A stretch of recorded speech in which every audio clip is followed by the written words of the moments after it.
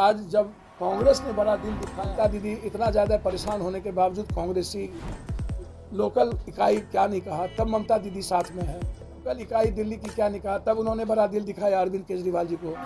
लगातार कांग्रेस से राहुल गांधी जी ने जिस तरीके से बड़प्पन और दिल दिखाया, क्या हम बिहार में उस बड़प्पन के साथ खड़े नहीं हो सकते? क्या दिल नहीं दिखा सकते? जो हमारे लिए जीते हैं, और मैं हमेशा प्रयास करता हूं सबके घर और आंगन तक मैं जाऊं, और हमेशा हर घर के आंगन को मैंने जल चढ़ाया, चाहे तुलसी सूख जाए चाहे तुलसी जिंदा रहे।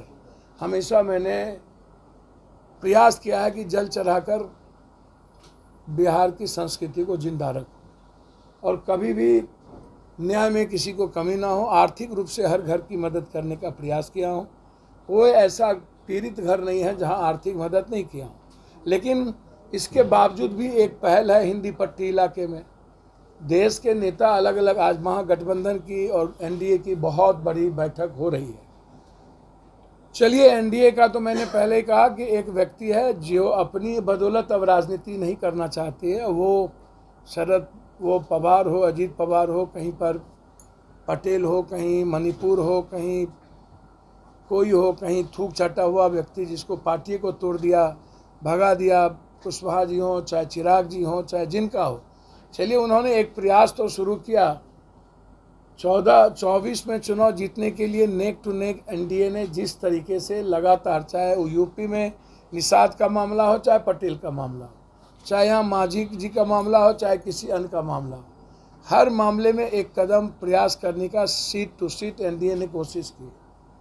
मैं हमेशा, चाहे दंगा का मामला हो, और जब भी महागठबंधन पर हमला हुआ तो पप्पू यादव एक ऐसा छोटा आदमी है, मैंने हमेशा एनडीए और पीएम और बीजेपी पर सबसे ज़्यादा हमला करने की कोशिश हमने की, उसकी गलतियों के खिलाफ। आप मेरा ट्विटर्स देख लें। मैं पुलवामा हुआ 15 को ट्वीट किया, करवाया गया। गोधरा हुआ, मैंने तब ट्वीट किया, करवाया गया। केरला स्टोरी आई, तब मैंने कहा कि ये स्टोरी ही गलत है। कश्मीर फाइल आए, तब मैंने ट्वीट किया था और बताया कि कश्मीर फाइल में किस चीज़ को जोड़ा गया है। फिर आदि पुरुष आया, मैंने तभी कहा कि ये गाली गलौज उस रामायण के युग में नहीं था जो आज ये हनुमान से गाली दिलवा रहे हैं। जो शब्द, जब वो शब्दावली ही नहीं थी तो आज ऐसी गाली कैसे? तो हमेशा मैंने चैलेंज किया है इन गलत तरीके की चीज़ों को। हमेशा मैं महागठबंधन और बिहार के विपक्ष के रूप में मैं हमेशा खड़ा रहा। जब भी कोई बारी आती है तो विपक्ष की भूमिका में 17 साल के बाद बीजेपी पहली बार राजनीति करने के लिए पूरी ताकत लगा के 2000 आदमी नहीं जुटा पाए, और एसआईएस को गार्ड को बुलाना पड़ गया, और उसके बाद मिर्ची गुर्दी सबका उसको सहारा लेना पड़ गया, और उसके बाद उसने डोमिसाइल मुद्दे पर कोई बात नहीं की। तेजस्वी तेजस्वी तेजस्वी तेजस्वी। अब एक व्यक्ति अब मैं लगातार इस मामले में प्रयास किया। पहले भी इन्होंने बैठक की और भी लोगों को बुलाया, मैंने फिर दोबारा आज बैठक हो रही है।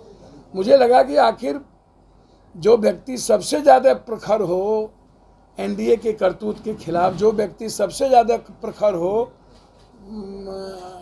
बीजेपी और बीजेपी के नेताओं के कुकर्म और कुकृत्य के खिलाफ, उसके तरीके के खिलाफ, जो कंप्लीट डेमोक्रेसी और आर्थिक आज़ादी के सवाल पर, इंडियन संविधान के सवाल पर और इतिहास के सवाल पर लगातार सबसे ज़्यादा बात रखता हो, बिना जाति धर्म के मजहब के।